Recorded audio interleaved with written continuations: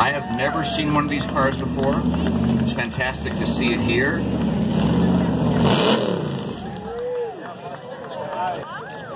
Let me talk to Alan here. Just stay out of my frame, please. Thank you.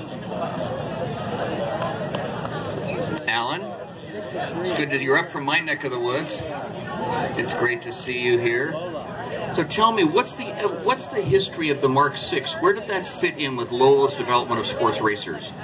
Actually, in 1962, FIA changed all the regulations for Grand Touring cars. So Eric Broadley designed this car to meet those regulations.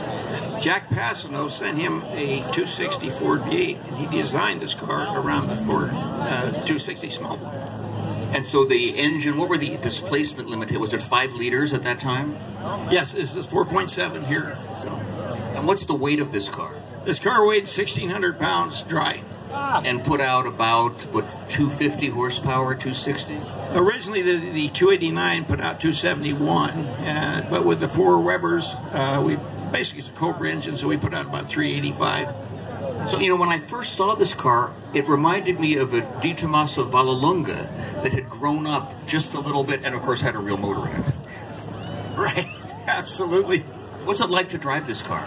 This car is an incredible car. It just makes you want to mash the throttle. I mean, it's so, it handles so well that you just want to go fast. What's the history of this car? How did it come to you? This car here was the car that was actually in the London Racing Car Show in January of '63. It was the absolute star of the show. And so consequently, it was written up in every magazine throughout the world. And so because of that, that's where I first saw the car. In '63? Yes, exactly. And then I went to Europe with Carroll Shelby, racing the Daytona Coupes. And I was also a mechanic on the Ford GTs. And I was working in the shop right next to Lola Cars. And I got to know the managing director there, and all of a sudden I saw this car sitting in the back of the shop with a bedspread over it. And I asked him, I says, "Is that the Lola GT?" And he says, "Yeah." Anyhow, bottom line, I looked at it, and my goodness sakes, I was like being in love.